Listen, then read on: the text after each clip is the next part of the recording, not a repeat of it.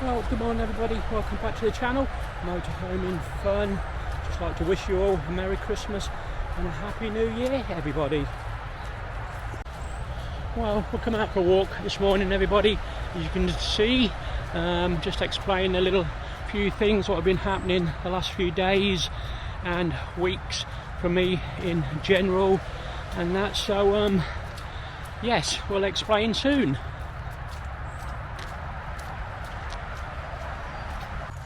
Well, as you know everybody, I've been having a few health issues the past year, mainly my spinal and shoulder, but recently I haven't been feeling myself. So mainly started possibly after we come back from coma. I just didn't feel right in myself and that I wasn't eating, losing appetite, losing weight, etc. and that, but life carried on, it did. So yeah, sorry about that, life carried on and that, but as I say, the weeks went on and all of a sudden I was getting these little messages flag up on my Apple Watch saying about my heart rate.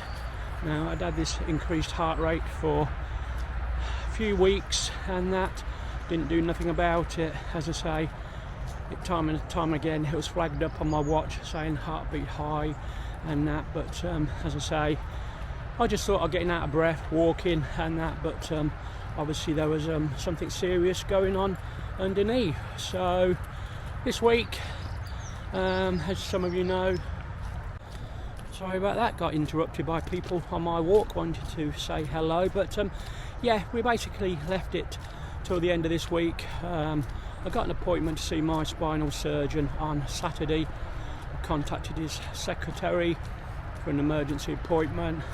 The main problem was I've been getting all this weakness in my legs, felt like jelly, but on Saturday we went to see him and basically he reassured me that it wasn't to do with my spine on my back. I initially thought the nerve was possibly and the disc was pushing on my spinal cord, but apparently it doesn't go down that far. So he basically said go to my GP and get some more checks. Well, I knew the GP would say go straight to the hospital.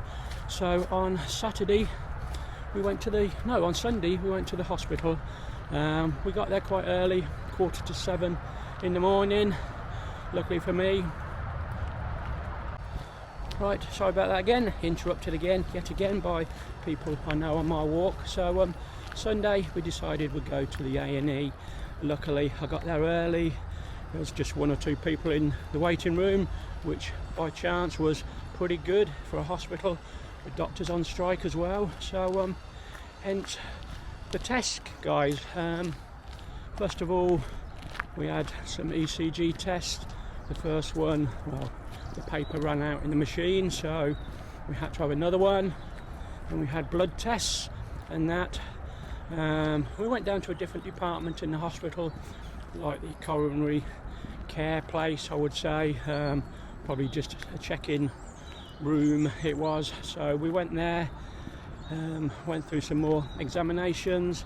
They took some bloods.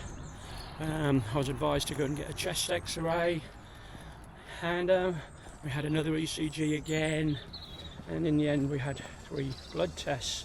So all in all, after 7 hours I get called back into the room by the doctors, and as you are worried what they're going to say, and basically he said, with all the blood tests coming in, he said I've got an overactive thyroid, which was a little bit of a shock to the system for me, but at least it's treatable and that. So as I say, we've got the symptoms and I read them up in the waiting room while we're waiting for my release notes and that, and basically every symptom related to me. I've been getting these little bits of brain fog, but I put that down to being on strong painkillers medication. I initially stopped taking those, but it didn't make no difference. I'm getting a little bit of confusion, memory loss, and my main worry was I was shaking a lot. My hands were shaking, as I said. My legs felt like jelly. and that. So as I say, it's all part of the symptoms. Losing weight as well, bulging eyes.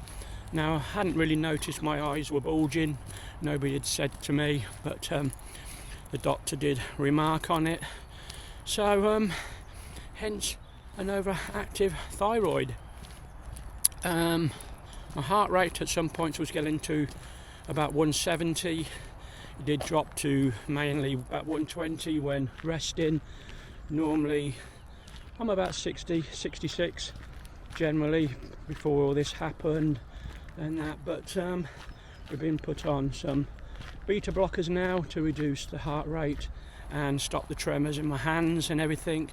At one point I did think, have I got Parkinson's, because my dad had Parkinson's and that, but thankfully not at the moment and that. And now we're also on a tablet for the thyroid problem. About a week's time, they said, I've got to go back to the hospital to have an ultrasound on my neck to see what the thyroid gland looks like. In some cases they do have to take it out and that, hopefully not in mine and that. And then we've got to follow up with a visit to the thyroid clinic. As you can tell, my voice is a little bit throaty at the moment. That was another thing.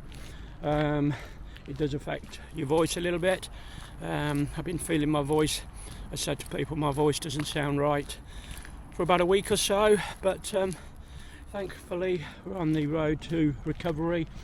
I'm only a day in now taking the medication.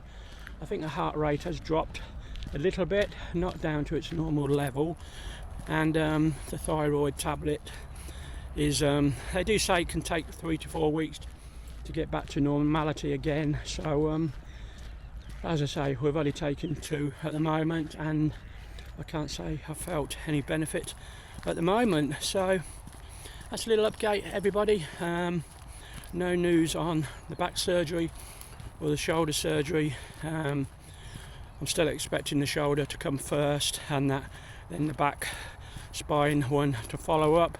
So hence we've got all this to look forward to in 2026, guys. So thanks again, everybody, if you made it to the end of this. Thanks for supporting me and Sky throughout the year on the YouTube channel, and hopefully we'll have some better health updates in 2026. So we'll see you all again. Bye for now.